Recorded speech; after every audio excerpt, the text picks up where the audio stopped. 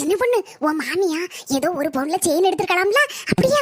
ஆமா புஷ்பகோ, உங்களுக்கு யார் சொன்னா? சின்ன பொண்ணு நம்ம தெருவெல்லாம் இதான் பேச்சா கிடக்கு.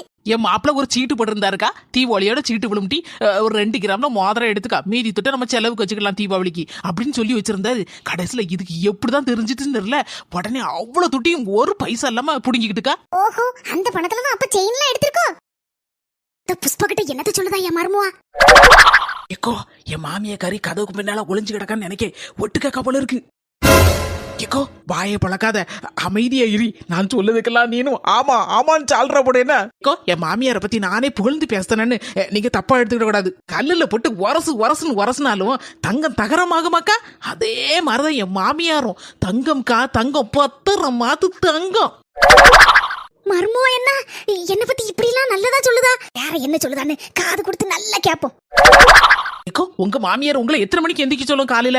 மாமியார் கறியை பத்தி பேசாத, எனக்கு எரிச்சலா வருது. 5 மணிக்கெல்லாம் எந்திரிக்க சொல்லிடுவா. எந்திரிச்சு தொளிச்சு தூத்து கொண்டாடி கோலம் போட்டு காப்பிய போட்டு அதுக்கு கொண்டு கொடுக்கணும். காப்பி கொடுக்க 5 நிமிஷம் லேட் ஆனாலும் அவ்வளவுதானா, பரதநாட்டியம் ஆடி தீத்துருவா என் மாமியார். ஆனா புஷ்பாக்கா, என் மாமியார் என்கிட்ட என்ன தெரியுமா சொல்லியிருக்கு? காலையில 9 மணிக்கு எந்திரிச்சா போதும் மருமோல, ஒரு குரல் கொடுக்கணும், எத்தே அப்படின்னா போதும், நான் உடனே பெட் காஃபியோட முன்னால வந்து நிப்பேன். அடப்பாவி,